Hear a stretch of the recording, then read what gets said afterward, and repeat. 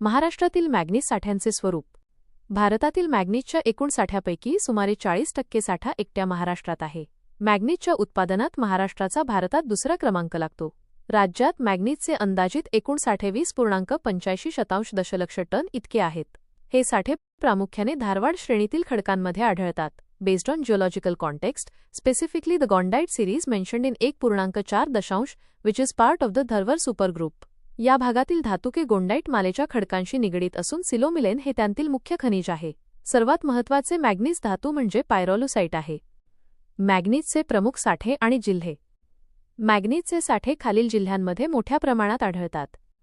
भंडारा जिल्हा हा मॅग्नीज धातूच्या महत्त्वपूर्ण साठ्यांसाठी ओळखला जातो आणि येथील काही साठे भारतातील मोठ्या साठ्यांपैकी एक आहेत. नागपूर जिल्हा या जिल्ह्यात मॅग्नीजचा विपुल साठा आहे. नागपूरमधील मॅग्नीजचा पट्टा सावनेर तालुक्यापासून रामटेक तालुक्यापर्यंत पसरलेला आहे.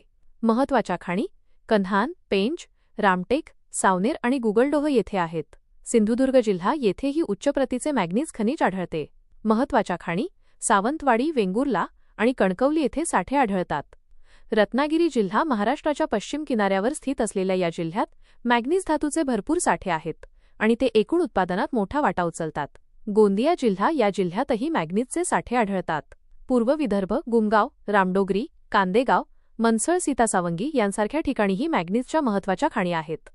मॅग्नीजचा उपयोग. मॅग्नीजचा वापर प्रामुख्याने लोह आणि पोलाद उद्योगात फेरोमॅग्नीज केला जातो. याशिवाय बॅटरी सेल उद्योगात आणि रासायनिक उत्पादनासह विविध उद्योगांमध्ये मॅग्नीज एक आवश्यक घटक म्हणून वापरले जाते.